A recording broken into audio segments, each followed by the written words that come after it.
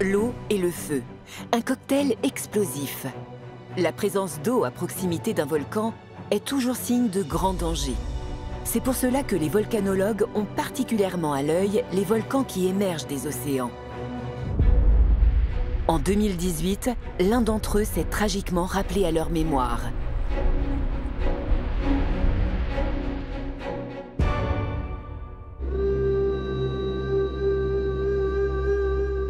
Plus de 130 volcans actifs, sur plus de 1600 dans le monde, se trouvent en Indonésie.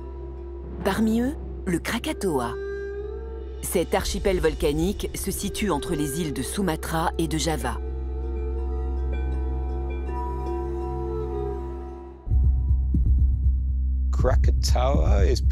Le Krakatoa est particulièrement inquiétant parce qu'il est entouré d'eau et qu'il est proche de côtes très peuplées. Aujourd'hui, 2 millions de personnes vivent à proximité de ce volcan. Les îles de Java et de Sumatra font partie des régions les plus densément peuplées du monde. L'éruption de 1883 est l'une des plus meurtrières, 2 fois plus violente que celle de Pompéi. Il y a 140 ans, le Krakatoa a produit une énorme catastrophe. Le 27 août 1883, le sol commence à trembler. On entend des grondements. Le volcan entre en éruption et projette des débris formant un immense nuage gris. On a entendu le bruit de l'éruption jusque du côté de l'Australie, à 4800 km du volcan. Donc ça, c'est le bruit le plus violent jamais entendu dans les temps historiques. Un bruit tellement assourdissant qu'à 160 km à la ronde, il a provoqué des troubles de l'audition chez certaines personnes. Le volcan n'étant plus retenu par sa chambre magmatique, il s'effondre sur lui-même. Et comme il s'effondre sur lui-même, ça vous crée un grand trou. Un grand trou dans un milieu marin, vous avez autant d'eau qui va aller là-dedans. Et cette eau, elle va repartir dans l'autre sens sous forme d'une grande vague qu'on appelle un tsunami. En repoussant l'eau, les débris volcaniques font naître des vagues gigantesques qui se transforment en tsunamis, ravageant les côtes de Java et de Sumatra. Cette explosion cataclysmique fait 36 000 victimes. Le Krakatoa s'effondre ensuite sous l'océan Indien. Les 2 tiers de l'île disparaissent dans l'eau. Les scientifiques sont alors convaincus que le volcan ne se réveillera pas de sitôt. Pourtant, en 1928, un monticule volcanique émerge de l'océan, à l'endroit même où se trouvait le Krakatoa. Ce qu'il s'est passé, c'est que cela a formé un grand cratère. Et sur l'un des côtés, un nouveau volcan s'est mis à grandir. On l'appelle l'Anak Krakatoa, l'enfant du Krakatoa. Un enfant turbulent, puisqu'il entre régulièrement en éruption. Le 22 décembre 2018, l'Anak Krakatoa explose violemment. Une partie du volcan s'écroule dans l'océan. Ce qu'il s'est passé en 2018, c'est que lorsqu'il y a eu cette activité volcanique, un côté du volcan est devenu instable et s'est effondré. L'Anak Krakatoa culminait à 338 mètres de haut. Voici désormais ce qu'il en reste. Son effondrement va avoir des conséquences dramatiques. Cela a poussé l'eau, causant un autre tsunami qui a fauché les gens par surprise. Comme le montrent ces traces, c'est un véritable mur d'eau, mesurant plusieurs dizaines de mètres de haut, qui va s'abattre sur les rivages.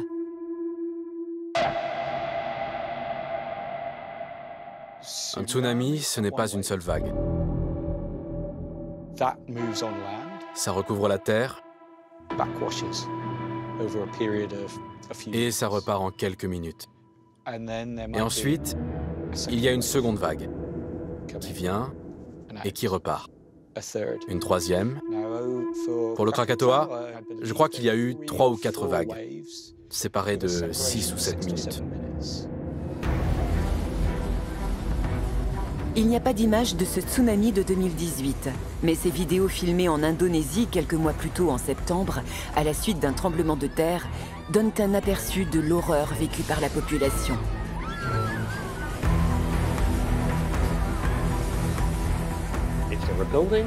Il emporte les bâtiments, il emporte les gens. Lorsque l'eau se retire, bien sûr, elle transporte une grande partie des matériaux avec elle vers la mer, y compris des personnes. Ces vagues de tsunami sont extrêmement destructrices. Après son passage, le tsunami ne laisse qu'un champ de ruines. 430 morts et des milliers de destructions.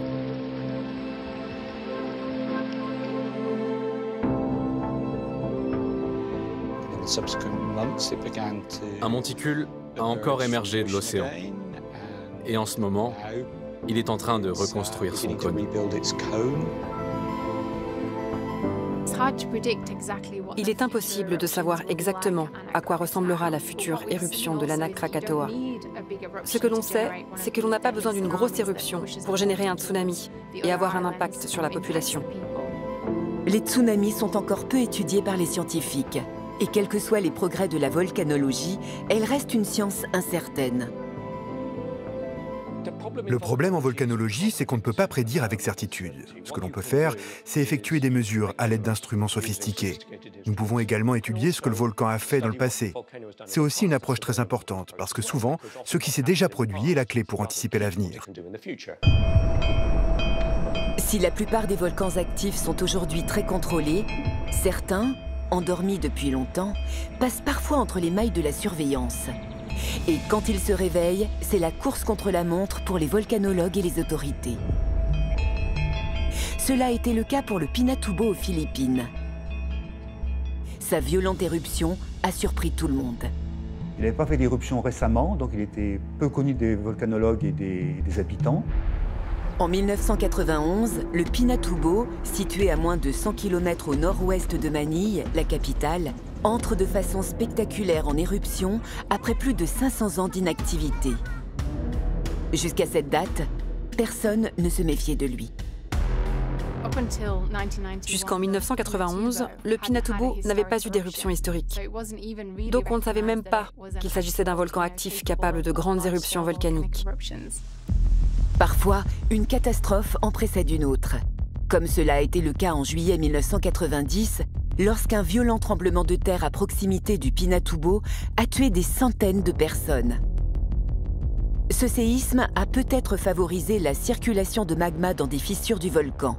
Quoi qu'il en soit, 8 mois plus tard, de plus en plus de secousses se font sentir autour du Pinatubo. En mars 1991, la sismicité autour du Pinatubo a commencé à augmenter. Cela a déclenché une alarme, que le volcan pourrait se réveiller. L'urgence pour les autorités est de préparer un protocole d'évacuation.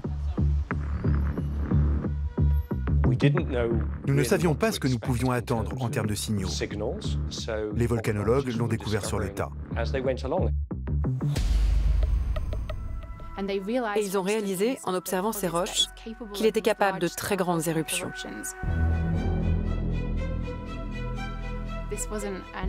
Les autorités ont fait un incroyable travail.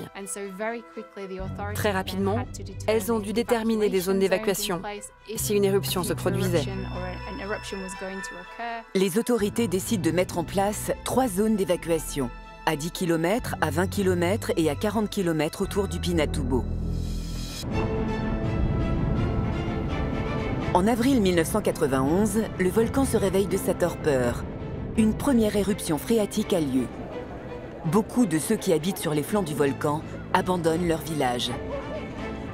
Le 7 avril, une zone de 10 km autour du volcan est évacuée. Mais pour les volcanologues, il est encore difficile d'évaluer le danger.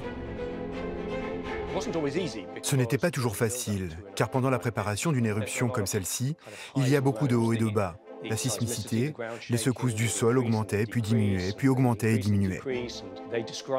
Ils l'ont décrit à l'époque comme de véritables montagnes russes. Parfois, ils pensaient que le volcan se calmait et parfois il remontait en puissance. Mais le volcan réserve encore des surprises. Ce qui a alors alerté les volcanologues qu'un événement majeur pouvait se produire, c'est le magma lui-même qui a commencé à sortir dans ce que nous appelons un dôme de lave, une sorte de coulée de lave très collante. Donc, le magma avait maintenant atteint la surface. On a des dômes qui commencent à se mettre en place. Donc un dôme qui commence à se mettre en place sur un stratovolcan, on sait que ça peut très bien mal finir. Dès le 7 juin, on augmente le niveau d'alerte parce que là, ça devient carrément critique. Les explosions se multiplient. Tout est recouvert de cendres. Le 7 juin, les autorités prennent la décision de faire évacuer une deuxième zone à 20 km autour du volcan. L'explosion du siècle s'annonce. Mais pour les volcanologues, impossible de s'en rendre compte. Les conditions étaient rendues plus difficiles par le fait qu'à l'approche de l'éruption, des coulées pyroclastiques emportaient les instruments. Donc ils perdaient des informations, ils devenaient aveugles.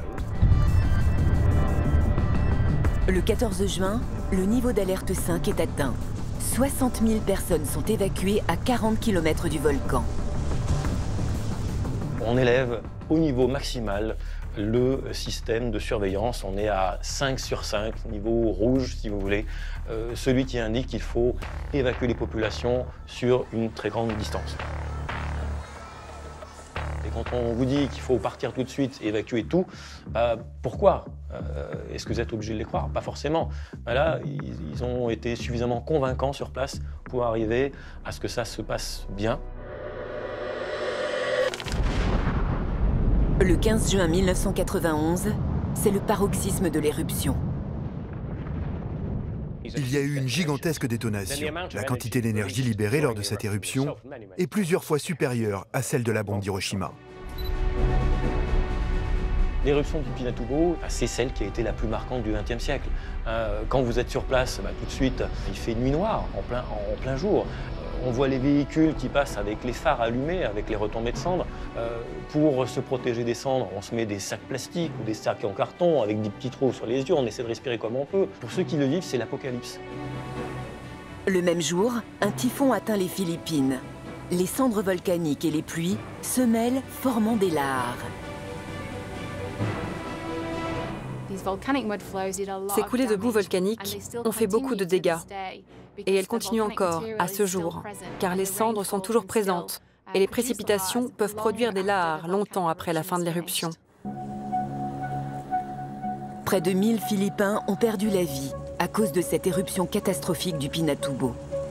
Mais le plan d'évacuation des autorités a permis de sauver plus de 300 000 personnes, un record. L'évacuation des villes autour du Pinatubo a été l'une des plus maîtrisées.